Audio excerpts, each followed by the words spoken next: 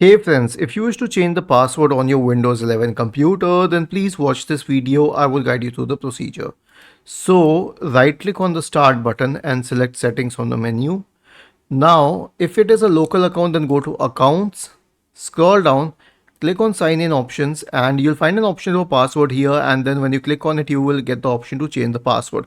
But I don't have this option because I use a Microsoft account and I recommend that.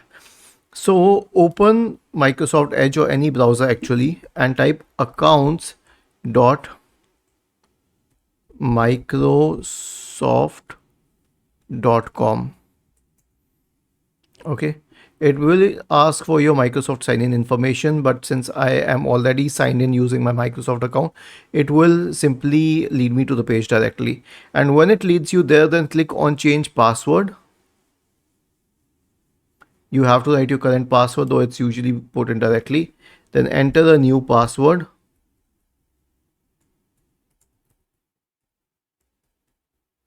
And then last you have to click on save to change the password. And you can also check this button if you want your system to prompt you to change the password every 72 days, which is very important for security. Was this helpful? If yes, then please subscribe to the channel, and if not, then let us know in the comment section of this video on how we could help you further. Thank you for watching this video and have a nice day.